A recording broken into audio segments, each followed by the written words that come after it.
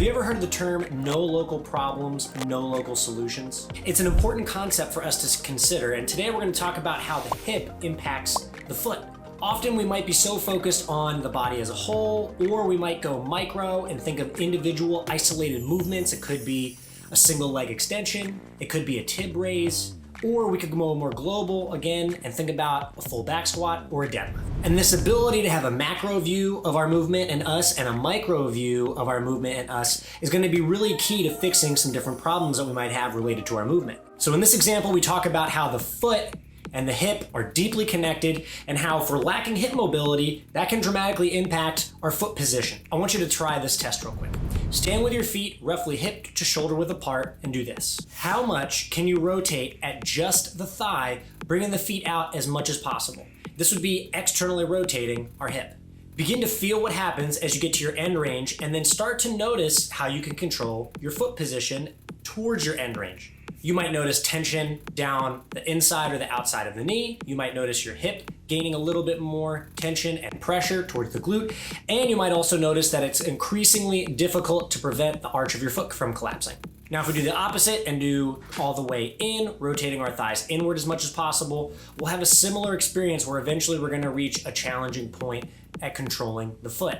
So although we are working to the extremes of our internal and external rotation, it's still important to consider when we're in those positions, maybe when we squat, when we run, or when we jump, that it's going to be impacting our foot position and how we control our movement from the ground up. If you've been finding our videos helpful, don't forget to like and subscribe and stay up to date with all the ways that you can improve your mobility and recovery from the ground up. So if the foot and the hip are so deeply connected, how do we improve our hip mobility so that way our foot continues to improve as well and the communication between the two of them improves? There are different stretches you can do, there are different mobility teams you can follow, but really it comes down to two things. The first is that we need to change the way that we rest. We can't expect to have good hip mobility if we're sitting all day, we're standing all day, or some mixture in between. And even if we are fully committed to long mobility routines, they can easily be undone by sitting or standing for long periods of time or by wearing footwear that is not barefoot. So here are just a few resting positions that specifically will help you improve your hip mobility and communicate down the chain to your foot. The first one is going to be more of a 90-90 style resting position. Here, we can begin to work and shift side to side. We can begin to rotate. We could try driving our knee into the ground. We could try lifting our knee up. But the point is we are working end external rotation range on one hip and end internal rotation range on the opposite hip. We can even bow forward and lean backwards in this position as well. Next, we can do a half kneeling position where one knee is up, similar to a squat, and we are resting on the other shin, similar to a position you might do in yoga.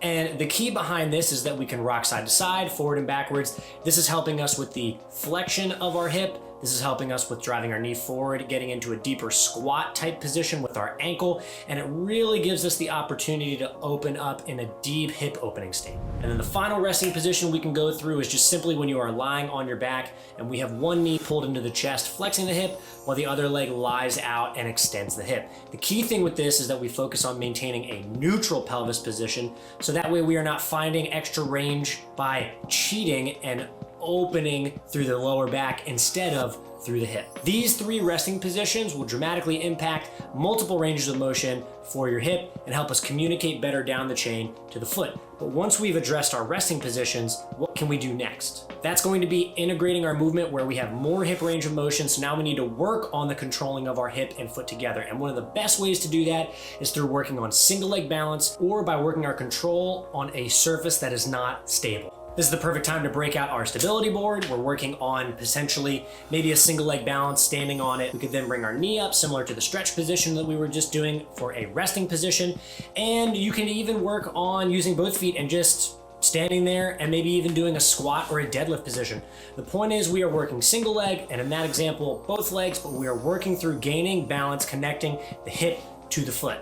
Other thing we can do without a surface to balance on is standing single leg and doing more airplane type positions where you're bowing forward in the middle, bowing outside on a 45-degree angle, and then bowing forward on an inside degree angle. And the key to this is making sure that we actually feel ourselves moving through our hip and not through our spine. So we must keep our back flat, Our standing leg is getting quite a bit of flexion, opening up the hamstring, while the other leg is staying extended, working the glute and the hamstring in a different capacity. When we combine these resting positions that are opening the hip with our single leg balance or working on a surface that isn't stable, we can connect the two and make sure that our foot and our hip are communicating consistently and that we are gaining better control of our range of motion from the ground up.